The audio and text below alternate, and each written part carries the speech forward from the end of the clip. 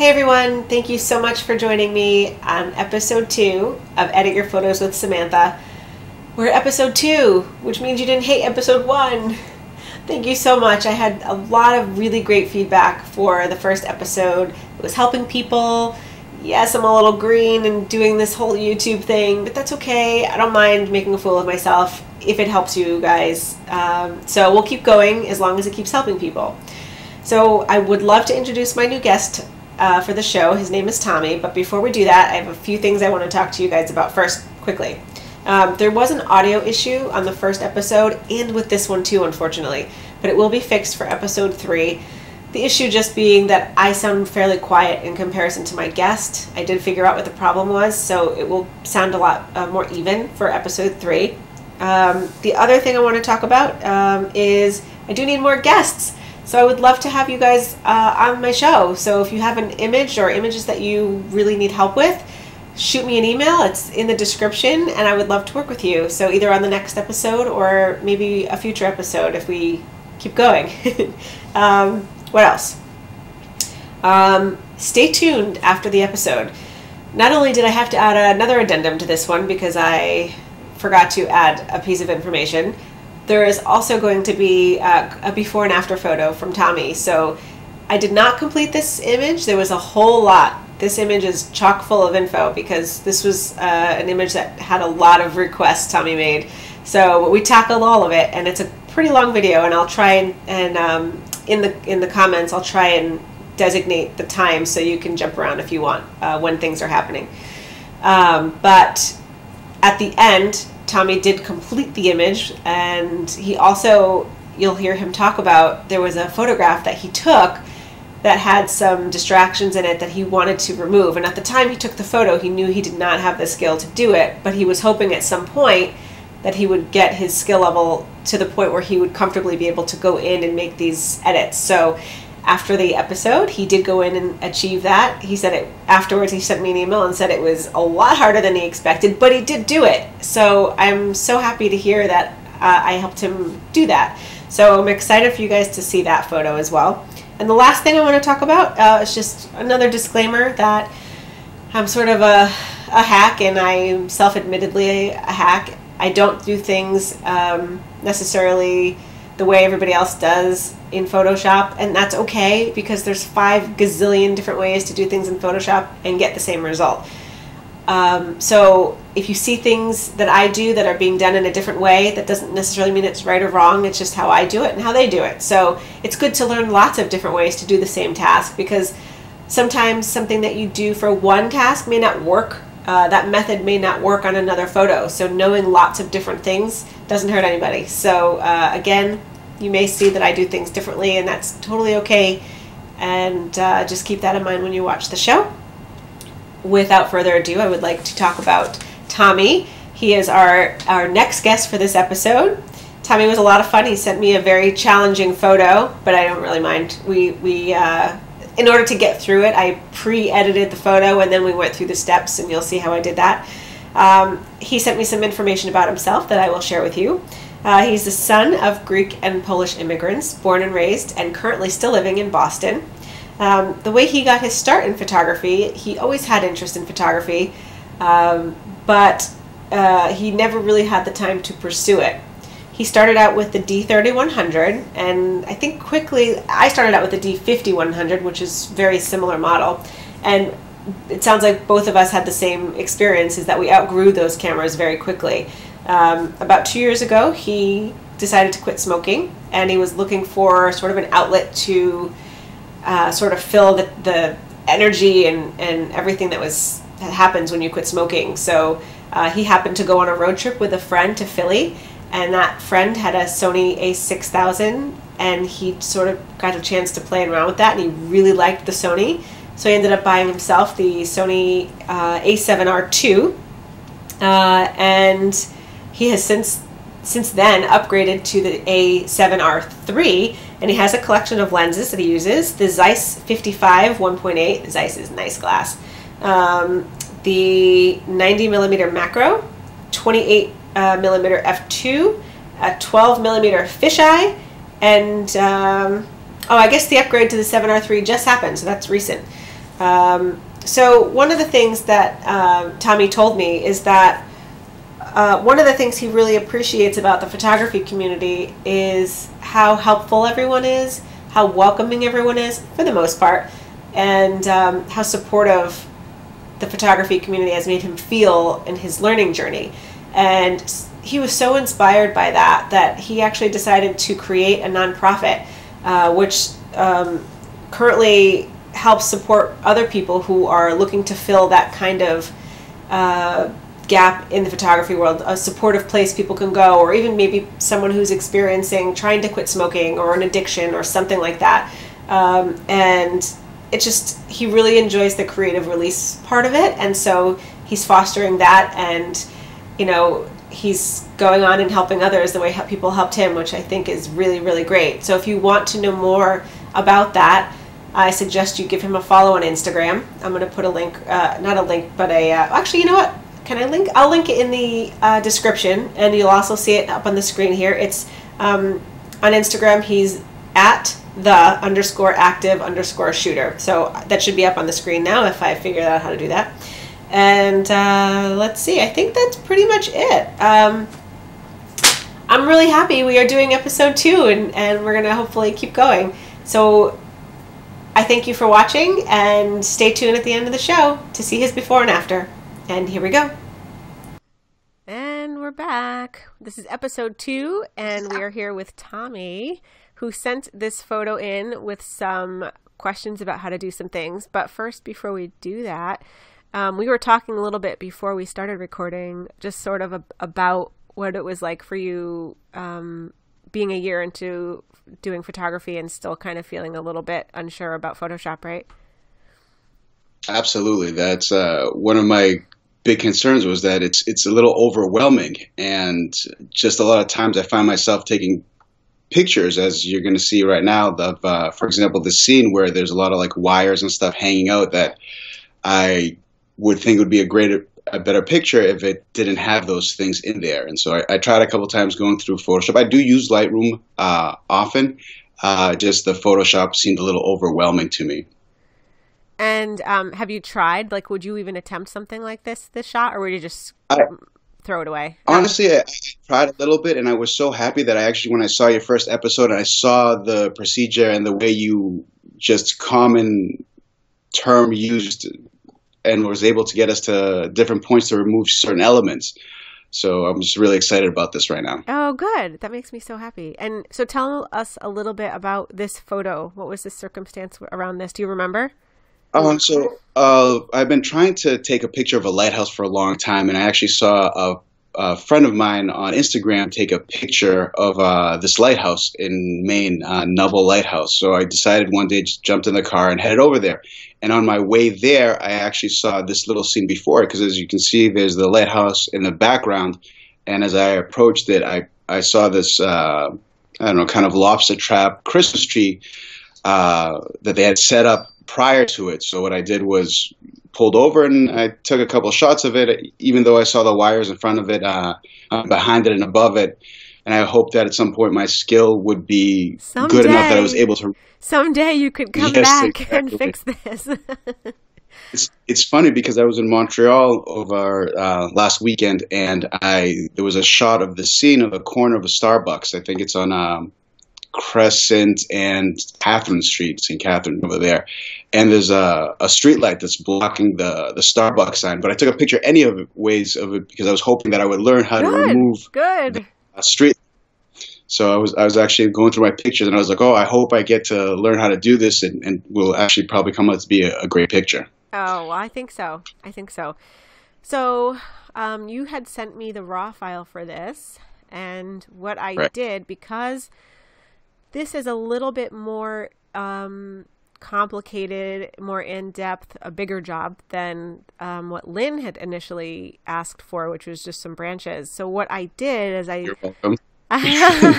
No, it's good. It's good. We're going to walk through all of it. But what I did is I sort of went ahead and edited most of this, and we'll go through the steps. I saved all of the layers, and so we'll go through that. So if you are starting in Lightroom, just for people who don't know, we did this with Lynn's too. in order which was exceptional, which was perfect. I'm sorry to cut you off, No, but that's what this is about. This is why you're here, so you can cut me off. This is good.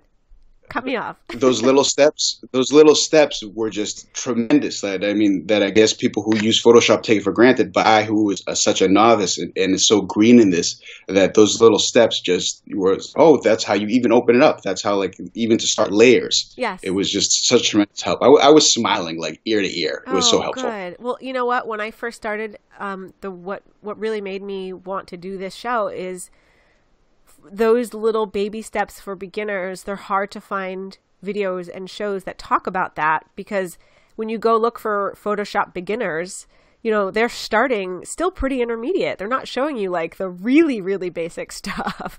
And some of that stuff, you might have knowledge on how to do some of the more intermediate stuff, but you never learn the beginner stuff because it's really hard to find. So these little steps, I'm glad I can show people, and I'm glad they're helping people. So that's great. Yeah. So do you remember, how to get over to Photoshop from here? There was like a right click of something, and I just, you can click on the photo, or you can click on the thumbnail. So if you click on the photo, you can go edit in Photoshop, and the same thing. If you click on the thumbnail, you can get the same edit in. So you can edit right into Photoshop. Now we're going to pretend I clicked on that because I actually already have it open in Photoshop. So, but I just wanted to show that step again for someone who maybe missed the first episode. So we have now clicked this. It would flip us to Photoshop, and you just sort of got a little peek there at the after, but we're going to remove all of those. I'm going to move your face over to here. Okay, so what I did so the first thing I do when I look at an image is, I got a list from you saying the things that sort of bothered you, and it was the pole and the lines. Now this was completed, and I think at one point when I first started, this is a good lesson to learn. When I first started tinkering with this image, I started to remove the power lines, and I did it on the actual background layer instead of a secondary layer. So when I ended up not being able to undo myself because I didn't do it in a way that made it easy to undo. So when I came this is one of the things, and this is one of the reasons why I was scared to work with Photoshop, because of that if you do mess with one layer, you can't. It's kind of more permanent than Lightroom stuff. The only way things are permanent is if you do see this little lock. Yes. Okay. That little lock indicates that's your background layer. So if you're ever confused, if you have other layers that look like this layer, if you're ever unsure which one is your actual original file, it's going to be the one with the lock. And there's a lock on purpose. And the lock is there to, you can unlock it at all just by double clicking on it and changing the name, but we're not going to do that. But that lock is there for it's a good reminder that is the one that you don't want to edit on. So you can make a copy and put it right over it and edit on top of that. And you can do anything you want to it. And you can always just get rid of that layer, delete that layer, and underneath will be their perfectly preserved original. Does that make sense? Yes. Yes. Okay, cool. So when I first looked at your image, I said, whoa. No, I'm just kidding. I saw all these lines. When I sent it to you, I was like, she's not going to accept this. This is a lot of work. Gave me a challenge.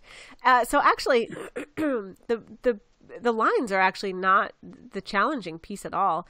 What's more challenging is this awning here, which is a little bit more work. The pole's even pretty easy. The reason being is that what's surrounding these lines is pretty basic. It's very flat. It's just a lot of blue color and shades. And so where I started, so we're going to okay, just bear with me for 1 second. I'm just going to turn all these off. Would you recommend doing color correction, for example, like if I wanted to mess around with the picture prior to in Lightroom, first getting my colors correct and then bringing it to Photoshop, or vice versa, getting the it depends on the image, and then it depends on the image. Sometimes Lightroom. Okay, well, let's go back. So in Lightroom, there was just a new update that with all new color profiles. Did you see this update that happened?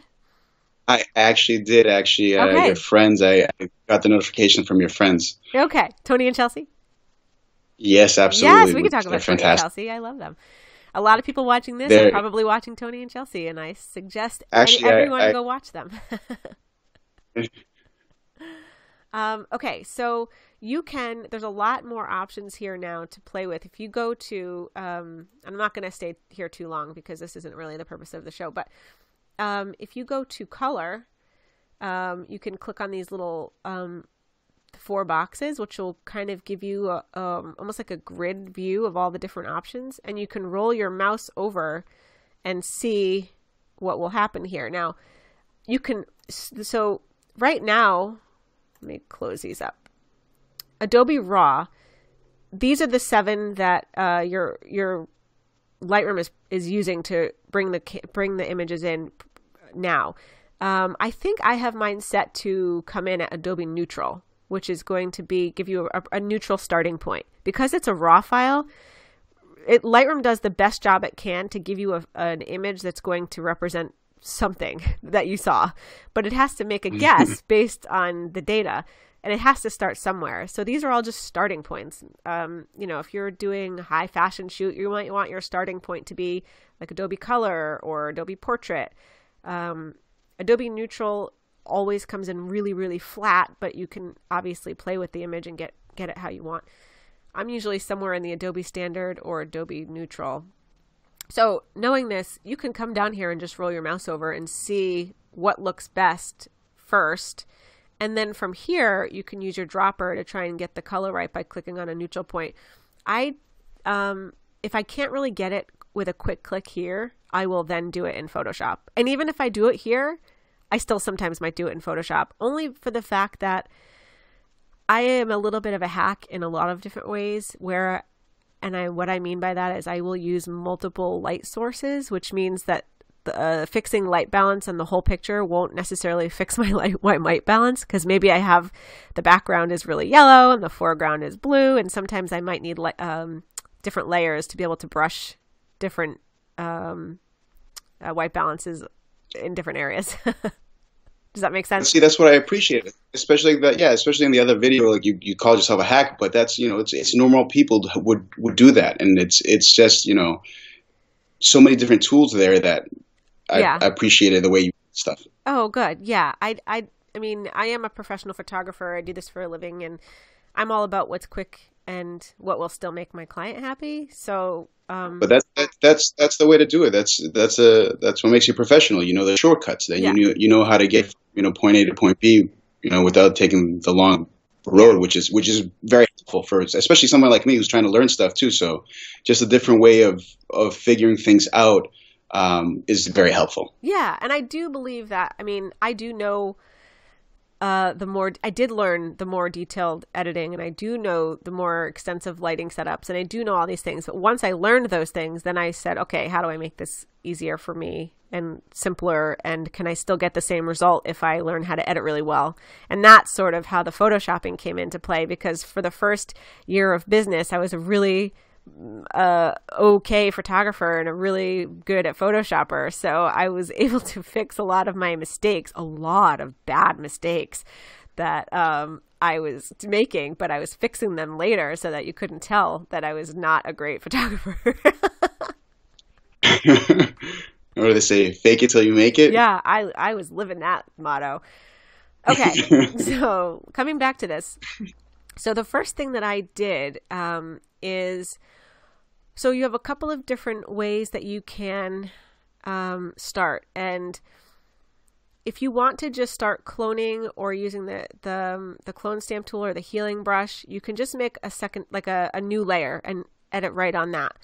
I chose to make a copy of the background layer so that I would have pixels to work with. And what I mean by that is I wanted to use some content aware things, and in order to use content aware, you can't have blank pixels. So you have blank layer, it can't content aware because there's nothing to look at. It's nothing for the computer to say like, okay, well, I don't know how I'm supposed to figure out what this is because there's no pixels here. it's basically like a transparent sheet of Right. copy paper. Yep. So in order to make content aware, understand what the contents are, it needs to see the photo. I don't want to work on the background layer, obviously. So I made a copy of the background layer. And I'm going to put this up here to the completed. And we're going to pretend that's not there for a minute. So in order to do that, I click on the background layer and I can drag it to the new layer icon, and that will make a background copy. Okay. Yes. Awesome. Okay. So in my completed here, so let's see what I did with this one. So, okay. So I just wanted to see what I did. So what I did is, let me put that back. I went into, there's a lot of ways, obviously, to get rid of this. What I did was I took the lasso tool and I said, you know what? I want to try and get rid of the pole first and move my way to the left. The best way to do that is if you make cuts in the lines and then do a content aware, it will have an easier time. If you leave the lines here and try and content aware, it will think that the lines are supposed to stay. So what I'm going to do first is just take my clone stamp tool. It doesn't really matter what. No, did you understand? Did you follow the first video where we talked about opacity and flow? And are you familiar with those? Yes, absolutely. Okay. Absolutely. Which helped me out a bit too, because I was a little, off on it just by, trial and error using them. I got a feel of it, but that was actually a good way to explain it and showing the different variations in those. It took me a long time to figure that out too. Okay, so I'm going to stay at 100 opacity because I do want to make sure that all of it goes away. And actually, we're going to do a lower flow just so I can make sure that it's blended okay. I don't want it to just be like this dot that doesn't fully match. So all I'm going to do is maybe here, I'm just going to, you know what, let's zoom in so everyone can see. Okay. So all I'm going to do is I'm just making a cut in here. So I'm just going to select up here. I'm tapping here and cloning here. And I'm going to do the same thing here. I'm tapping here. And then I'm going to use it. Oh, and see a little bit. Do you see my brush was a little too, it was a little too big. And so it ended up picking up some of the line and cloning it down here. And that's okay. You can just go right underneath it and get that. Or you can make your brush smaller and do it again. Now you also have some sensor dust here. Do you see that? I do. Yep. So that's easy to fix too. While I'm here, I'll just click and get rid of that. All right. So we have a line here already. So we'll make one. And even just the sensor dust issue. Sometimes they just pop there, or just something like sometimes I'll shoot in the rain and you get a little bit of drop on the lens and it'll leave a fragment of something, and just removing that is just sometimes just even the beginning stages like, oh, it's ruined my shot, but now hopefully I'll be able to go back and take care of the older pictures. Sometimes you have to really go looking for it, but they're really easy to get rid of. So I'm gonna also make a cut here. Oh, you know, a lot of my early stuff has like a good stamp on it. I didn't even really understand. I didn't really even see the center dust. I remember seeing a video where Tony Northrup. Was it a video? I don't know. They're friends of mine, so I can't remember if it was a video or if this was in person. But Tony looked at a photo of mine and said something like, "Oh, there's some sensor dust there," and I looked at the photo and I didn't see it. My eye just was not trained enough to even see the sensor dust. It wasn't until much later in my career that I went back and and it was the first thing I saw. But as you're learning, there's just so many things to look at. It's like your brain doesn't fully even see everything. Yeah, there's way too much information. That's again like with Photoshop, so much information. Just even like these simple technique that you're showing right now to make the cut so you can lasso it better. I would have never even thought of that. Yep. And I've watched a ton of videos and stuff, and nobody really talks about the simple stuff. So now that we did that, now we want to make sure that the feather is on 0. We don't want this to be feathered. We want it to be a very crisp cut. Okay, so we're just gonna just draw right there. It doesn't have to be pretty. I'm gonna draw right through here. And we'll cut it and try right about here. And I got it a little close to that line there. We'll see how that goes. I might have to fix that. Okay, so my shortcut for this, I like to do Shift F5. I did find on the last video, I spent ages looking for it. It's Edit, Fill, or Shift F5. Okay, so Edit, Fill, and you're going to fill it with what? We want it to content aware. We want it to hopefully get rid of everything here but the sky. This version of Photoshop is better than CS6, so I expect this is going to do a pretty good job. So I'll hit OK. It's going to fill. It didn't, mildly okay. However, this is great. I would be really happy with this because you know how it's going to be extremely easy for us to get rid of those lines. So I'm going to hit Control D to deselect. And now all I need to do is go to my spot healing brush. And I'm going to, I'm not going to do all of these because we have a lot to look at, but I'm just going to, oh, I didn't, oops, that was not a good job at all. I'm going to undo that by Control Z. So you can actually do a straight line here. So if I click once, let's see if this works, it should, and hold the Shift button down, press the Shift button down and then click the other end, it will do a straight line for you. Did you know you could do that? Awesome. Did not. So I always wondered why you couldn't, but obviously you can. Yes. I just didn't know you could. Yep. So I'm going to do it again. So I clicked once there, and I'm not holding the Shift, but I'm going to push it down now, and then I'm going to click the other end where I want it to go, and let go. And it did a mildly okay job. It's getting confused because there's other lines all over the place. So because it's getting confused, I'm going to go back a few steps. I'm going to move your face. And I'm going to undo all of that. I realize now that is maybe not the best tool to use because it's getting confused. So I want more control, which means I'm going to switch this from the spot healing tool, which the computer is trying to figure out what goes there, to the healing brush tool. Do you know the difference? Where you actually select what you want to basically copy? Just like your clone stamp tool, you're going to tell it where to take the data from. So this way it makes the guessing less guessing. So we'll do this one down here. So I'm sampling underneath, and I'm making sure to go low enough that, actually I'm going to go from above because it's getting into some yellows here. I'm going to go from above. I'm going to click here. So it doesn't pick up any line. Yep. And I'm just going to go across. And that did a great job. And same thing here. I'm going to go underneath. And you can still use your Shift here too. So if I just clicked, I'm going to click Shift on my keyboard and click here, and it got right rid of it. So I'm going to cut you off for a second. Another basic question I have too is I always use the mouse pad on my laptop. What do you use and what do you recommend? Because, to use a pencil? What do you use to make these adjustments?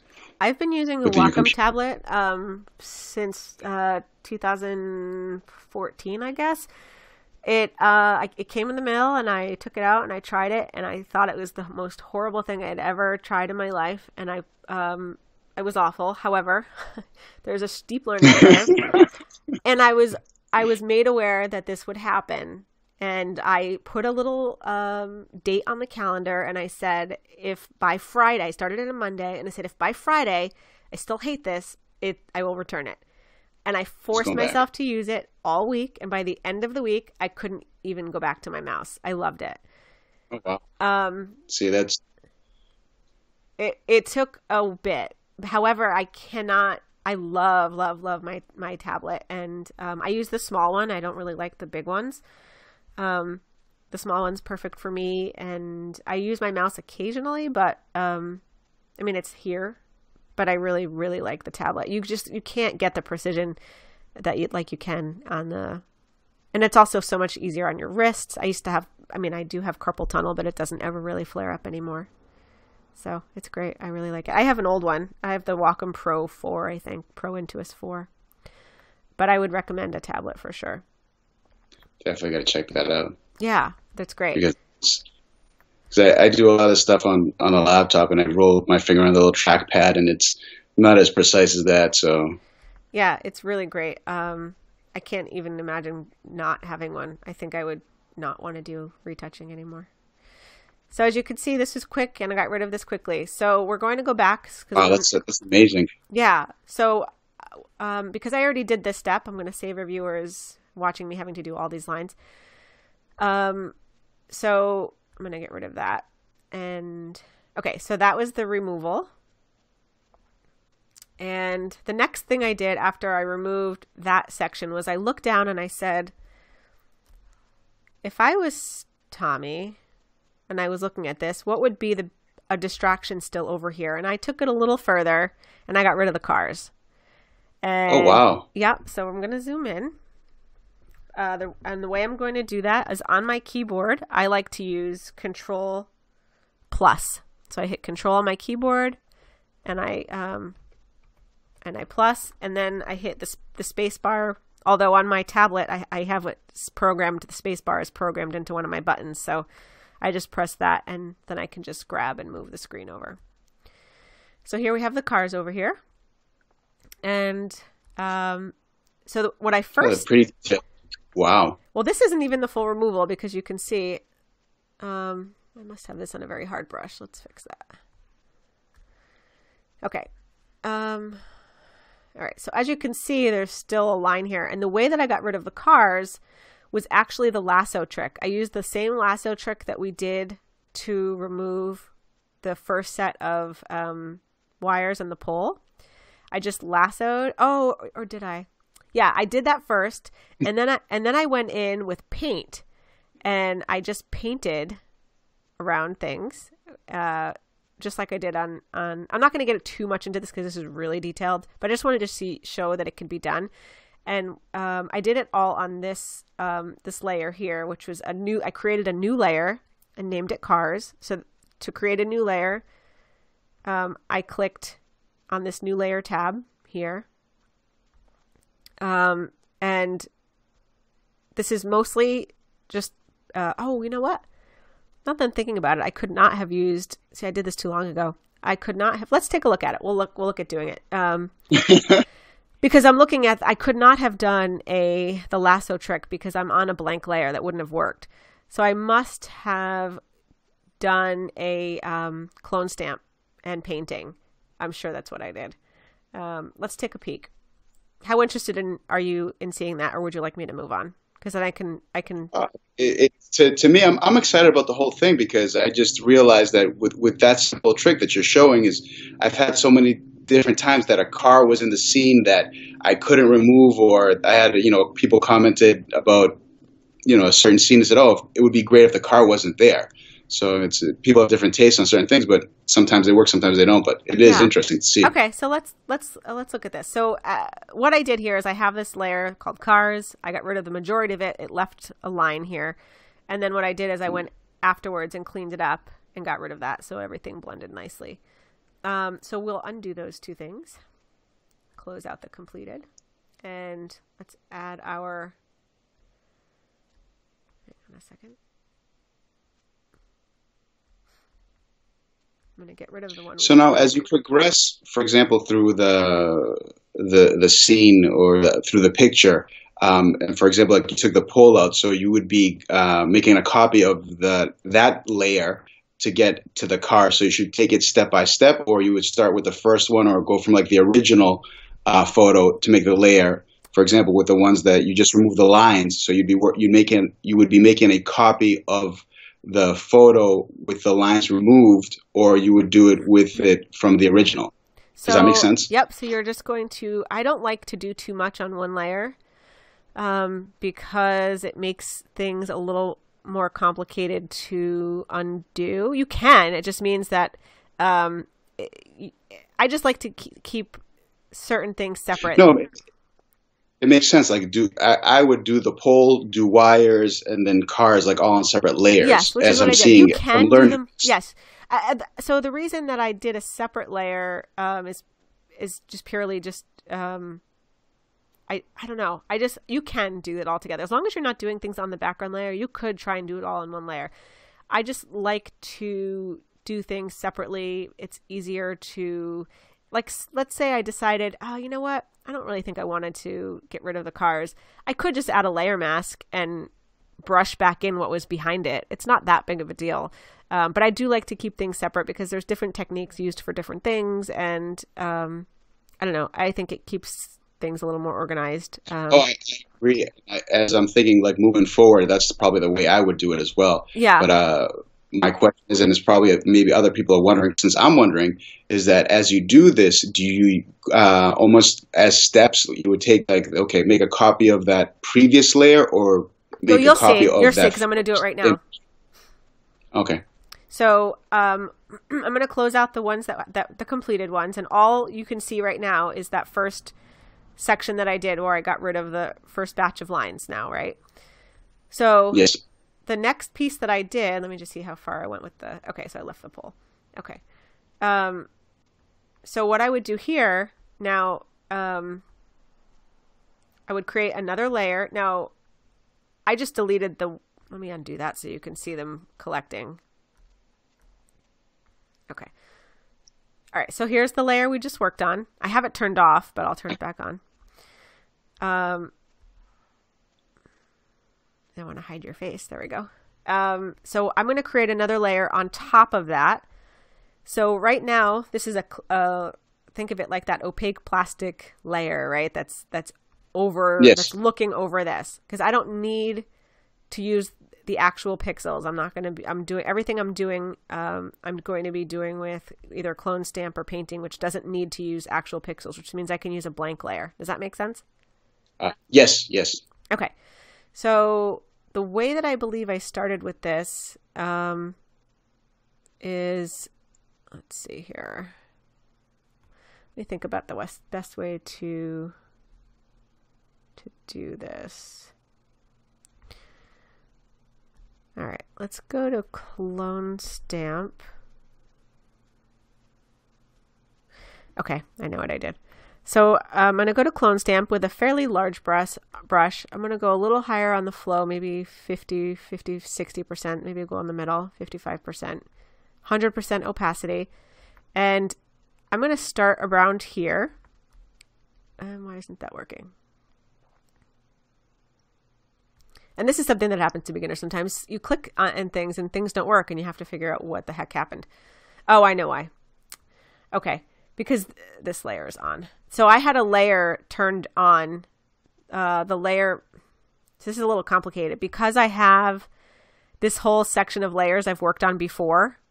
And I just tried to do a layer that was beneath that one. I had done some work already up here. So the layer that's above it is the layer that is a priority. So anything above this layer is going to cover this layer. Does that make sense? Yes. Okay. So because there must be something in this layer that I had grouped up in this completed section that was covering what I was just doing. So I'm going to turn that off so you can see this one.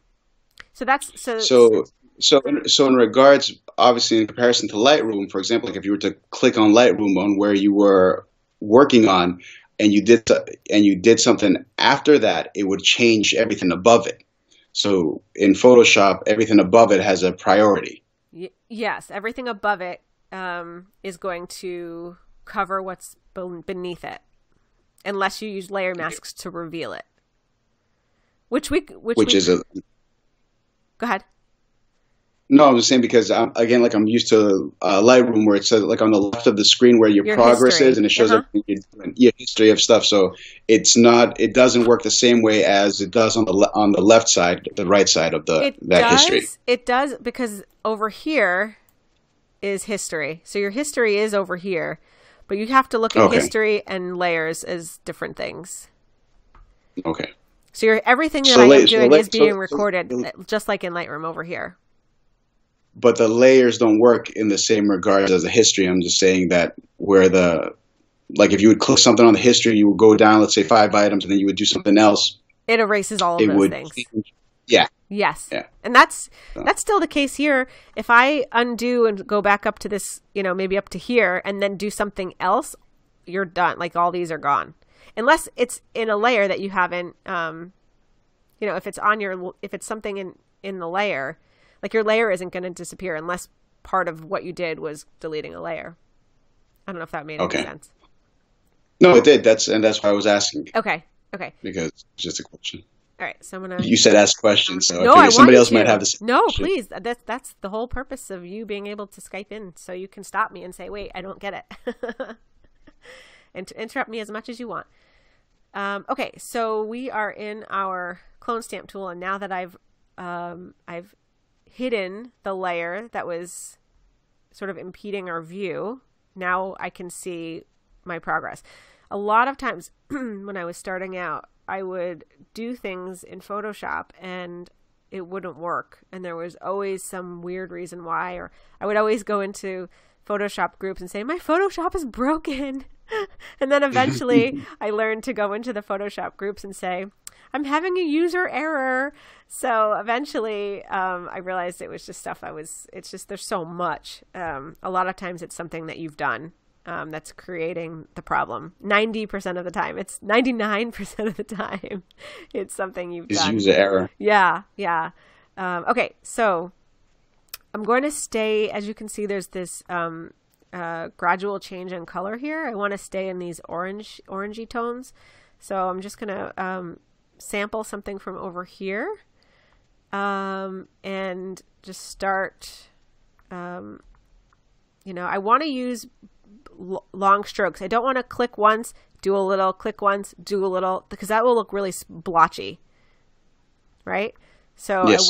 I want longer strokes so that it looks blended. More uniform, yep. Like painting. Yes. And I am going to, this is going to be weird and it'll make sense afterwards. I'm going to go over the rocks and everything else. I'm going to go further than I need to, and we're going to go back, and I'll show you why we're doing that in a minute. So I'm going to select from over here. So erasing, clean it up. Yeah. I'm going to go over here. That's almost like I do when I change colors in Lightroom. If I'm trying to mask something out, I'll go a little bit over and then come back and clean it out. It seems a little easier for me. Yep. So this looks pretty good. Now, so what I'm going to do now is completely I'm going to turn off the layer. So now I can see the cars again. And the way that I got this back, so what I did was, I went to have you ever used the quick selection tool? No. Okay. So the quick selection tool is kind of like the magic wand tool, which, it will, you get this circle with a little square here. I'm going to zoom in more. It will try to find the edges of whatever your subject is. Now, if I just try doing this, it's like it doesn't know what the heck to do. And the reason it doesn't know what to do is I'm on a blank layer. So I need to tell it where the pixels are. So this is really important. Even though I'm working on this this other layer that I have turned off right now, I need to tell it to look at a layer that has pixels so it knows where my edges are. So I'm going to Control D to deselect. I'm going to click on the background layer that I was working on earlier. This doesn't mean I'm doing anything to that layer. I'm just using it as a reference for this tool. Does that make sense? Yes, that's fantastic to know. Okay, great. So now it says, oh, there's something there with edges. So it's going to do its best. Now, the smaller your brush, the better job it will do at finding your edges. This does not have to be perfect, and I don't really even care as much about what's happening on the top than I do on the bottom. The rocks, this is really what I'm trying to get the edges on. And all I'm doing is just brushing, taking the brush. I'm not hitting any keys or doing anything. And you're seeing that not all of this is great, but we're going to go in and fix that in a minute. I'm just getting a rough cut here of my edges. But see, and this is why I'm so excited to use Lightroom, because I would try to do this, in Photoshop. And this is a lot easier than me trying to do that with a wand and brush in Lightroom. Yes. Oh my gosh. Yes. Absolutely. Okay. So now that I've got a rough, I'm really excited about this. Yeah, this I can't wait to see what you do after this. So now what I want to do is I want to see the little cross in the center of that circle is actually not a plus. It's not a. It's actually a designation for add. So I'm adding, but I want it to turn into a minus so that I can subtract things. So I'm doing that by hitting the Alt key on my keyboard. I don't know what it is for a Mac. I think Alt is... It's Alt/option because it says option on the bottom of the key. Okay, I'm so it looking at must it right be the now. It says option key if you're on a Mac. Yeah. So just hold that down and you can subtract your selection. I don't want any of this. I don't want this stick. And you kind of have to go back and forth a little bit to get it. But you know, you just get it close. Oh, I'm subtracting here up to the rock. When I let go, it snaps down into where it thinks it should go. Oh, okay, I want this rock. So this is amazing. So I'm gonna subtract this out. Please feel free. You can talk while I'm doing this. Oh, this is amazing. This is changing my world. I'm already thinking of what's going to go bye-bye on my pictures. Oh, good. Yes, go practice all of this. All right, so this did a pretty good job. I'll probably end up watching this video a bunch of times to remember what you said. But it'll be there. It will be there for you. Okay, so now this is pretty much how I want it. Let me just make sure. Now, if you wanted to really refine this, you can actually go into select and mask, which will, let's see. How do I want to see this? What's the best way to do this?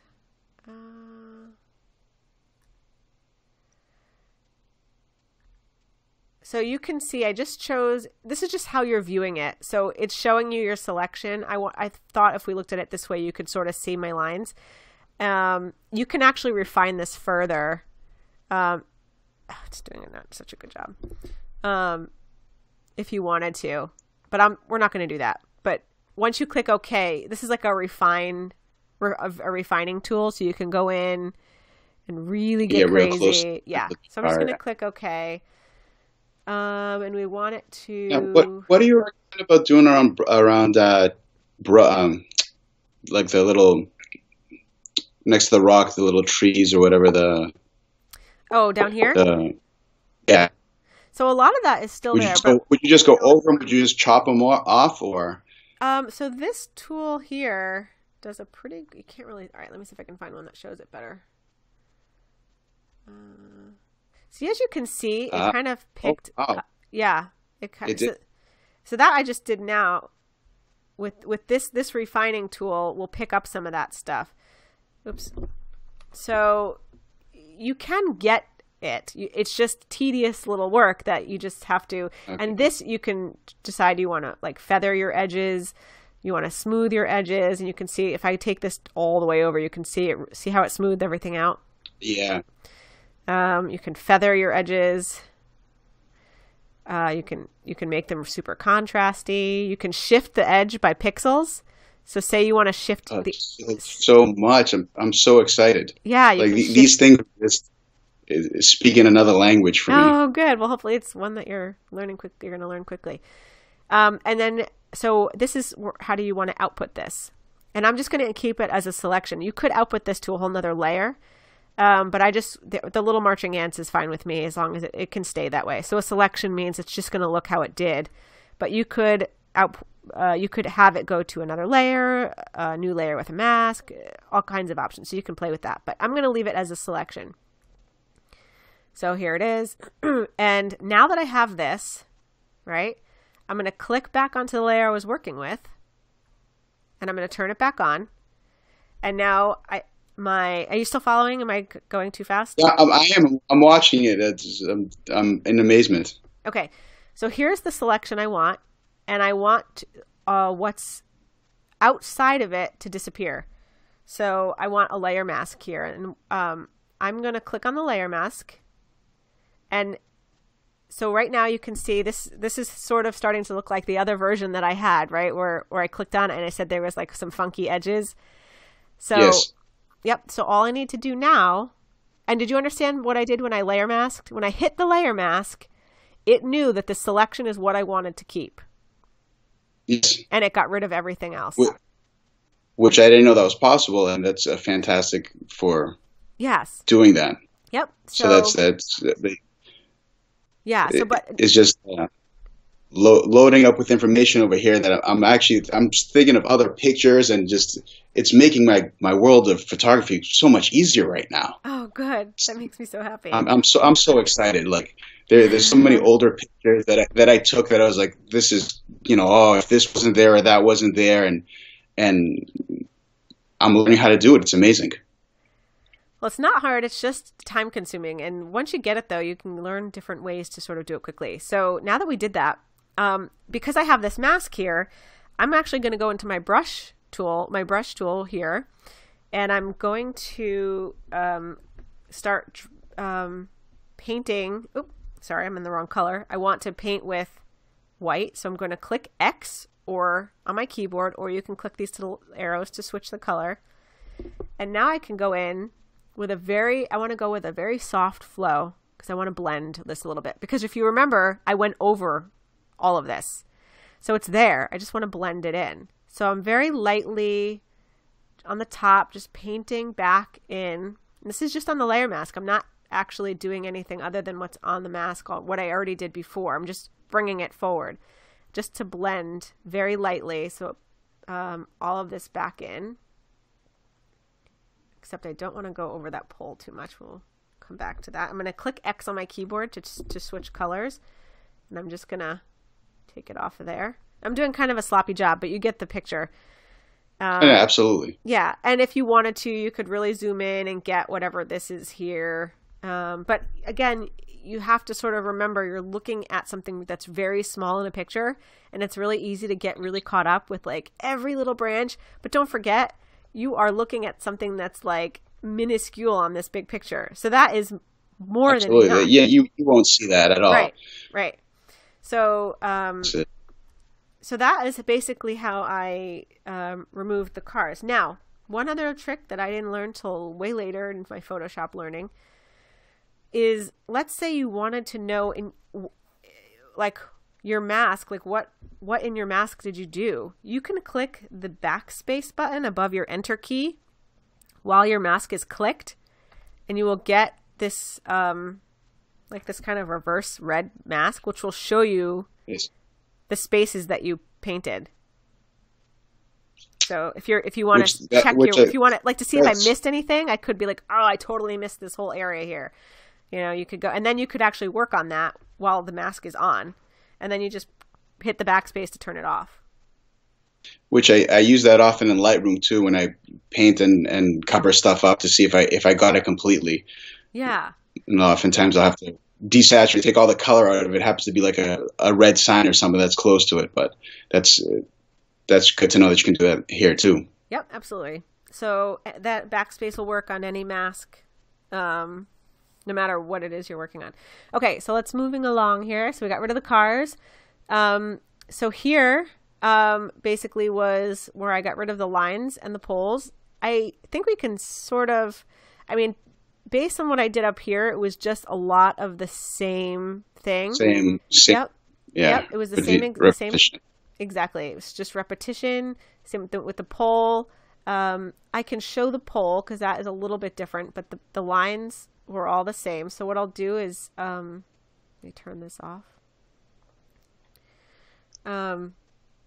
To get rid of all this stuff. So another good thing with doing the layers of each separate things, for example, like the cars, like if you decided you want to leave the cars back in there, it would be it's best to have it on another layer. Just click the cars on and off, and they're gone. Yep. Yeah. Exactly. That's awesome. Exactly. Oh, I'm getting a weird echo of myself. That's weird. What did I just do? Okay. Let me zoom in. So Control plus,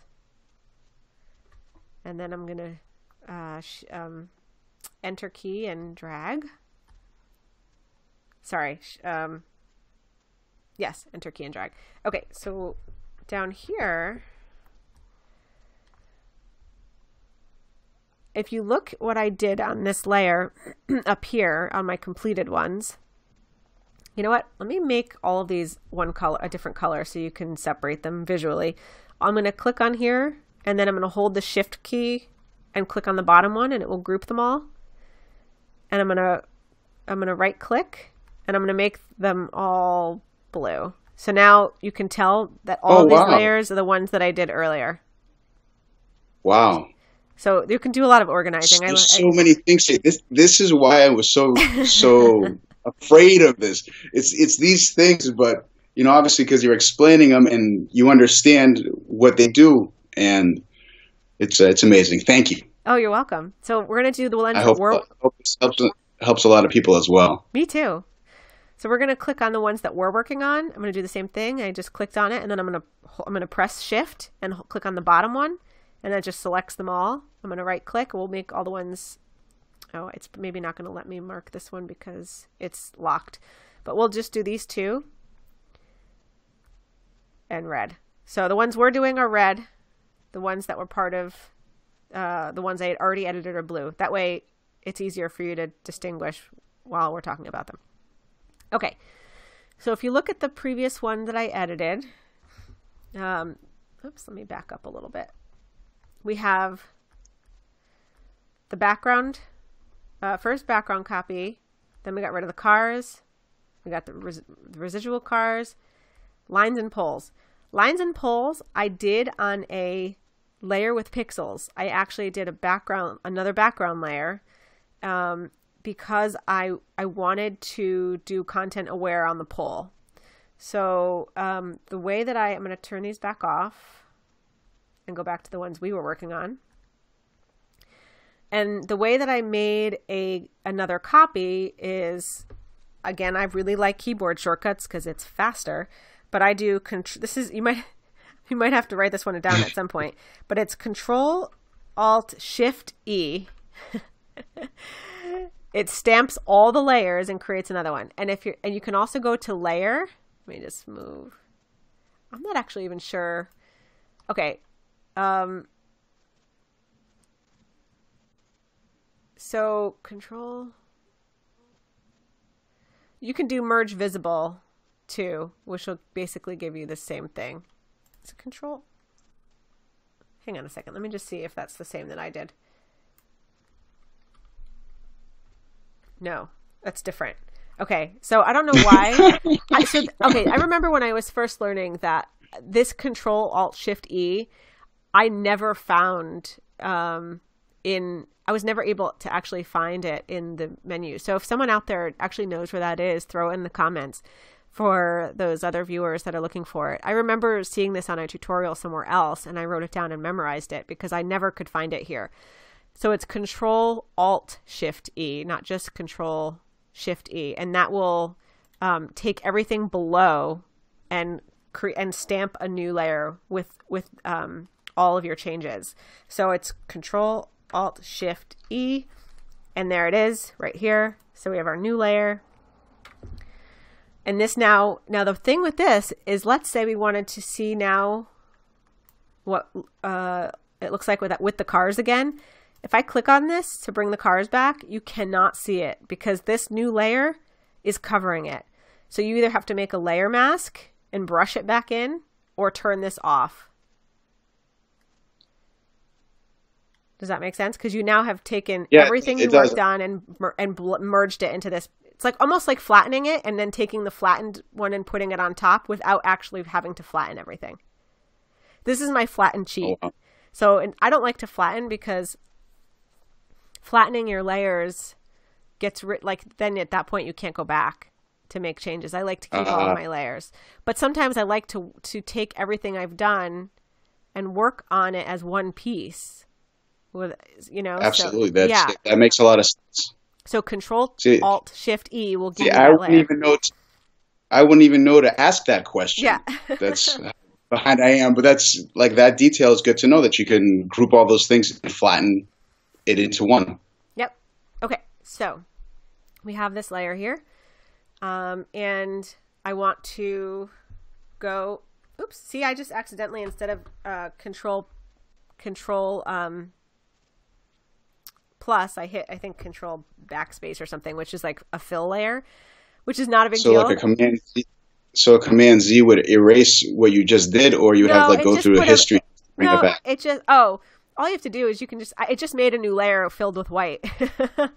Okay. It just literally painted white over the layer that was there. So I could See, I would have had a heart attack right now. I was like, where did everything go?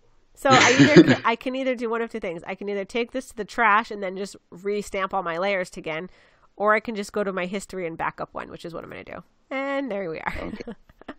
Yeah, So, see, that's yeah. there would have been a lot of foul language with me right now if that was me.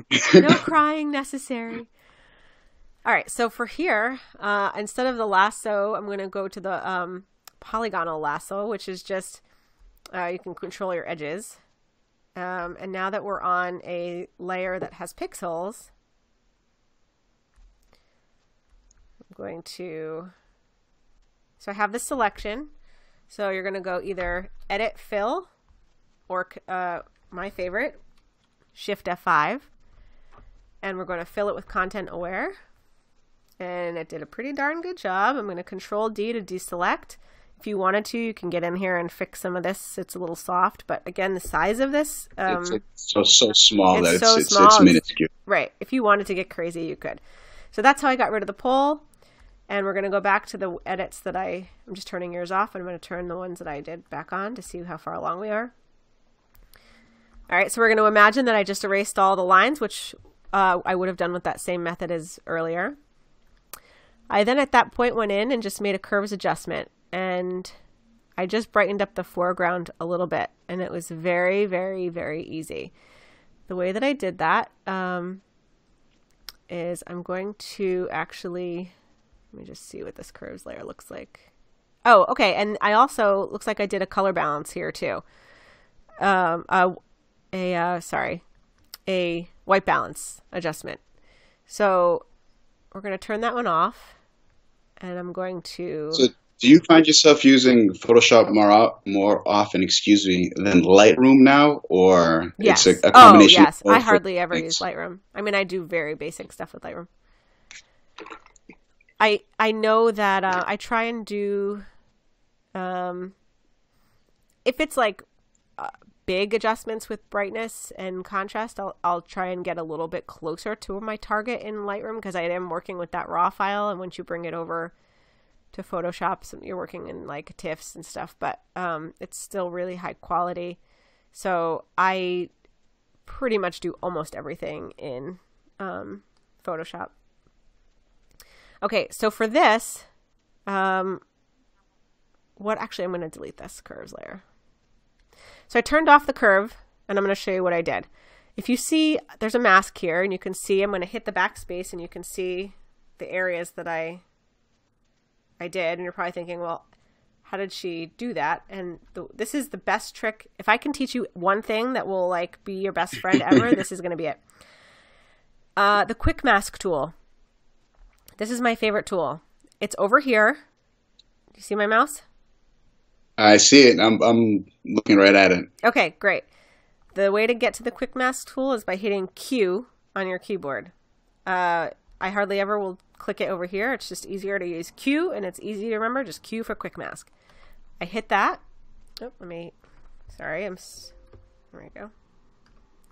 Let me go to brush first, because you're going to use it's a tool you're going to use with your brush. So hit Q, and now you'll see in your history, I have now entered quick mask. Do you see that? Yes, yes. Okay. You want to always make sure that your black color is chosen, because it won't work if it's in white.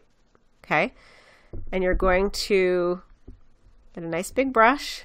Make sure you're at 100% and 100% for opacity and flow. And what you're going to do is just, now I have mine set to green, because the default color when you start painting is red, I believe, but it's too close to skin tone, so I wanted something that would be more easy to see. You can change that by just, hang on a second. I believe if you double click on it, you can pick whatever color you want. And I just picked a very obnoxious green. Okay. So when this eventually clicks and makes sense for you, you can come back and do that. At least I just want to show people when you go to do it, it's going to be red. Okay. It's a good green though. Yeah. It really makes it look Christmassy. Okay. So I'm going to go back here. I'm just going to, just the areas that I want to brighten up a little bit. It does not have to, this has a nice soft brush. You don't have to worry about getting your edges perfectly because it's going to blend really well because it's so soft. When you're done, you're going to click the Q again, and you're going to see in your history that you've exited your quick mask, and now you have this selection. Wow. Yep. So now I'm going to go to my curves tool, curves adjustment, and click it, and it's automatically going to put in the selection into the mask. So the only thing that's going to change now when I make my adjustments is what was masked. So now when I open this up, I can see I don't have to worry about masking it later, going back and masking it off. I can see how it's going to look immediately. Now I might need to fix, if I go really bright, I might have to just go in and like fix the halo. Yeah. Erase it. Yeah. So what I did is I think I chose the white, and I went in to try and find something really white, but which, like the snow over here, maybe. Nope, that's not what I did. If you do something like that and you say, oh my gosh, I just made the whole thing blue, how do I fix that? Same thing, you can do Control Z or just click back one step in your history. I'm going to try using the gray. So we have white, gray, and black. So I'm going to try hitting that. Well, let's go back to white. This is going to make it way too bright, but I'm going to click on this flower box or whatever this is here. Now, it is way too bright, but don't forget, this is probably not far off from the right color correction, but it's too bright. So I'm just going to... I didn't realize there was that much information in there. This is amazing. Yeah. So I just actually am going to take down the opacity, maybe like 40%. So now you can see that now it's brighter and it's color corrected. Now there is this halo in here. So I'm going to go back to the mask and make sure that my brush is really on the softest setting. Which it is. See, because normally I would mess around with this, I would see all these different options, and it's just overwhelming in the beginning. Yeah. And it's just, that's why, Lightroom was still a little bit to get to learn, but it doesn't give you as many options, so therefore it's not as scary to say. Yes. But I guess you start using it, then it's a lot easier. Like, you're showing me these things that I would have butchered it. It would have been, selecting all these weird things. Yeah, so I just took back this part here. It's really personal preference if you want to leave that or not. It just was a bit of a bright spot. So you can go in the middle too if you wanted to just take it half off. You could go to opacity 50% or 40% and just brush back a little bit of it. So now I have this image that's brighter. Now you may have wanted to leave it dark so that this stands out in the back, but I just wanted to show how you would brighten it up if you wanted to do that. The next step that I did was I just made the sky a little bluer, and I feel horrible. So much work for this. I feel bad. There's so much work on this one. No, it's okay. I'm going to wrap through most of this pretty quickly because we've shown a lot of these steps on how to do everything. Yeah. So I did the same exact thing here. I clicked on the quick mask tool. So I can do that here. Let me just see what okay, so I'll just turn that off. So I hit the Q for quick mask. Oh, sorry. Let me just close this. Make sure I'm on my brush. Hit Q for quick mask, and I want to make sure I'm at 100%. If you look, I had still on 50% because when I was playing over here. So I want to make sure I'm at 100%. And I'm just going to, nice big brush, just going to hit the sky up here, the blue, really blue areas. I'm going to hit Q again to exit the quick mask. And now I've got this selection. I'm going to go into hue and saturation this time. That's so awesome that you can select it with a brush. Yeah. And now I'm going to go into my blues. And you can just increase the saturation a little bit here to your taste. I mean, I can go I might just go just for the point of so everyone can see it at home. I'm going a little further than I would in real life, but so there's this super blue sky. At that point, I went in and I realized I think I missed some lines over here. Let me make this smaller. Over here. And I got rid of that. Okay. See, those are the things that I probably would have not even noticed or seen, but because you do it so often that and you know what to look for. Yep. Now there are some things that just popped up, and it's only because I've started doing things out of order. It just actually got lighter there, but it's only because, let's see. Let me see if I can figure out what happened. Hang on.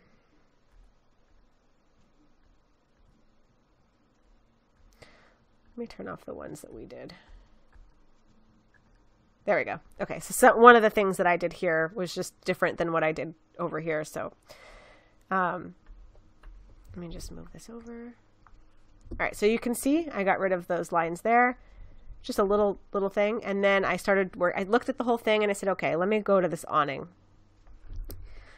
The awning is not hard, but it's just more tedious. So you just have to have a lot of patience with this.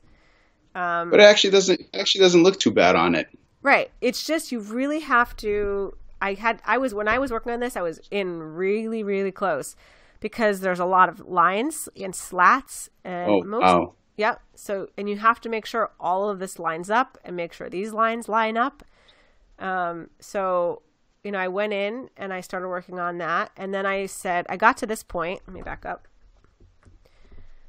Wow. I got to this point and I said, okay, now I want to try to use some content aware. So in order to do that, I needed to stamp all my layers together again. So I did Control Alt Shift E. Control Shift, yeah, right? Hang on. Control Alt Shift E. Let's see. Oh, I think I did that over here. So that's how I got rid of this big piece. And do you see, I made a cut. See how I made the cut here? I see, yeah. I so do. So that it would understand that I wanted it to be blue. And that's sort of where I stopped so that I could show a little bit how to, I'm not going to do this whole thing because that would take too long, but I will show on some of the more complicated areas, like in here, how I got rid of this. And now, could you clone or some of the shingles and like put on top of it? Like would that be the healing, or is that a way to do it too? Or you could, but you have to realize that a lot of these are not necessarily at the same angle. You could. So let's say, yes. That's true, yeah, and then you get different shadow on it too, so it's well, and you could also warp it. So okay, I could take this copy and paste it and warp it, and but also the color is a little bit off. Like you don't notice it. Let me go back up here. Hang on a second. So we're just going to continue. I'm going to make a new layer. I'm going to go to my clone stamp tool. Now I'm going to just show you. I'm going to sample from down here and paint up here. Let's see. Well, that's actually, let me make sure let me just see something. Okay, just checking. It's actually not too far off. Okay, let's try your way. Let me find one that's clean. But I didn't notice the color difference until you mentioned it. Now that I'm looking at it a little more closely, I do see what you're saying about the color difference. Yeah, and I just like the lines to match up. But you know what? Let's use this one, but let's make this line clean first, and then we can take this block and try and get rid of the rest of this. So let's try that. So what I'm going to do, I have, I never really like to work at 100% flow on the clone stamp tool. I don't know. I like being able to just slowly build on it. Now this instance is one where when I need straight lines is one where I am going to use my mouse because my hand sometimes isn't as steady, and I want to make sure that the line is precise. So like here, I'm going to select from here. I am using my mouse. I'm going to make sure that that lines up perfect and that fix that little. Okay. So now, I'm just going to go Actually, I changed my mind how I'm going to do this. No, it's the same. I'm going to go into the my lasso tool. I'm going to click on the one that has pixels, and I'm going to circle this line here. Why make it if we've got lines everywhere? I'm just going to steal it. Actually, we'll use this one. I'm going to do that. And then here's a trick. Control J will copy what you have copied and put it on a new layer so you can move it and play around with it. So I'm going to do Control J. So my little pixels disappeared, but it is there. And in order to move it, I'm just going to go. I'm sorry, I'm probably like going. Am I going over your head a bit, or are you still with me? No, I'm still following you. I don't want to interrupt. This is amazing. So I just clicked on the move tool because I'm going to move. So this is, I'm going to name this layer so you can see. This was the line I just copied. And so now, so I did Control J, right, to copy, so you have and a nice put it to a new layer. Yep. And it doesn't quite line up. So you say, oh crap, what do I do? So, but this line does and this line doesn't. So you can actually go into Edit, Transform, Skew, or you can do, and I know I keep going back to these shortcuts, but I really like them. You want to transform it. So the easiest way to do that is Control T, right? And then once you have your transform layer over here, this lets you kind of warp things a little bit. So it gives you more points to play with. So I can start to just drag just the pieces that I want. Awesome. Yep. Wow. So now I don't have to mess with this up here. I can really squeeze that in to make sure it's skinny and fits and all that without, moving too much. So now the lines match up. If I wanted to get really crazy, I could go in and adjust just the color of this piece. But for this lesson, we'll just, I'll show you how to just clean these lines up around the edges.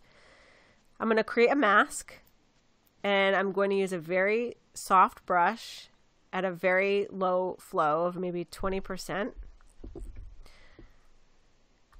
28%, 20%, good enough. And I'm going to make sure my black is selected, and I'm just going to slowly paint around the edges. Oops, too close. And if I do that, you can just switch paint color and go back. And just painting around the edges, make it look less noticeable that I just did this hacky job. Okay, so now we have this line. So the goal of doing this, right, was to take a section of this and put it up here. So I'm going to use my lasso tool. I'm going to go back. In order to take something like we just did before, we have to do it on a layer with pixels, right? So we're going to, let's take this square. So many nice tools in Photoshop. I'm so excited to get to use them. Yeah. Okay. So this is a great example of why you want to condense your layers. I'm going to show you what's going to happen here, and it's not going to make sense at first.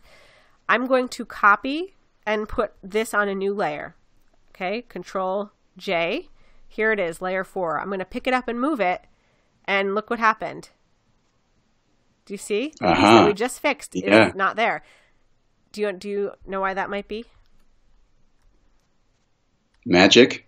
No, because what we did is those changes we made were above this layer. So it doesn't, right. So you have to kind of tell it that these all go together. So I need another layer with pixels, but I need it to include the changes we just made. So I'm going to go Control Alt Shift E to stamp what we just did. Now I can go back. That's a shortcut. That's a shortcut of that wasn't listed, correct? Yes. Well, it maybe is. We're hoping that some smarty can tell me and put it in the comments. Yeah.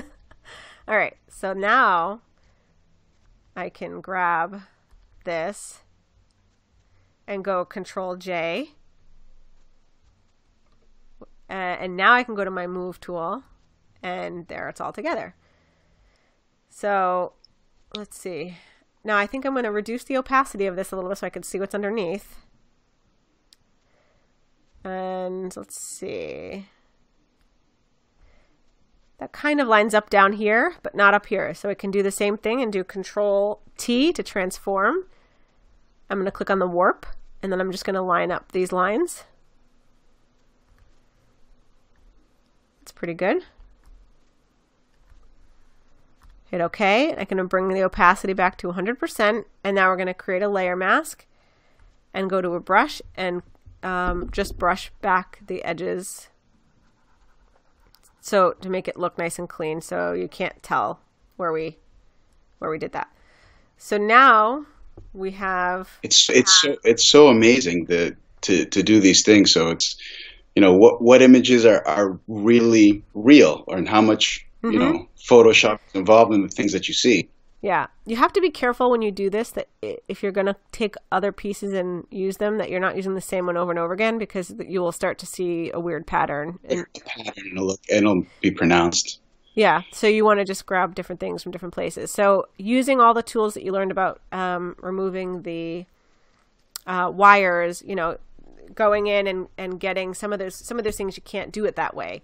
You have to just go in very precisely with your clone stamp tool on a new layer and just slowly, maybe start from over here, you know, just slowly start to go in, you know, and work out these things. But you can cut if you think like, oh, I think I could take this whole line and put that over here.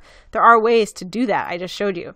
So, but in other situations, it's just a painstaking, like, oh, I just gotta match. It's just a matter of like, it's like a puzzle, you know, matching things up. And eventually when you step back, you know, you'll get the awning, you know, to disappear.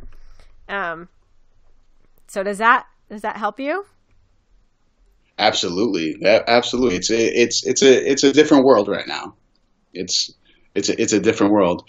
And now I'm looking at, and as I mentioned earlier, the picture that I took in Montreal of the street corner with the street light in front of the sign is definitely not as complicated as this.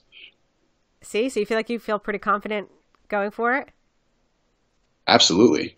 So what I want you to do is send me, so I can show our audience your before and after on. It doesn't have to be this one because this is pretty extravagant, but send me a before JPEG and an after JPEG on your next photo that you do, so that I can include it at the end of this, so we can show everyone what you were able to do. Accomplished. Wow, yeah. This is amazing. So, you know, those little things that we did, I mean, this kind of edit takes a little bit longer. It might take you an hour, but, you know, it's totally doable. I mean, if you really want to get crazy, you can go in and take all these lines out. But I kind of, actually, I was looking at that, and it gives a kind of nice, line to follow. Oh yeah, no, I like it. But I'm saying you could do anything. You could take out this hot spot in the snow. It's just about, you know, baby steps, and just knowing what the tools do. And there's so many more, but essentially I think you could easily go in and do this now. I'm so excited. I can't even to explain it to you. It's just so good. Thank you. I appreciate all of this.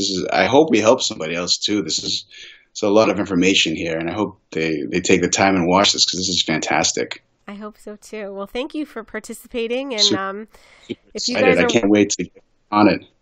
I know. I can't wait to see it. We're going to show you guys what he does with this. There'll be a photo at the end of this. And if you would like to participate or be on the show, please feel free to read in the description. You'll see an email. You can shoot me an email.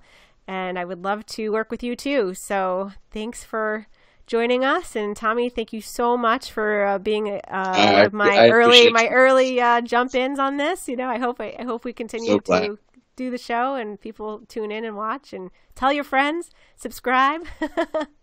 Thanks so much. All right. Have a good one, everybody. I'll talk to you soon. Bye-bye. And I'm back.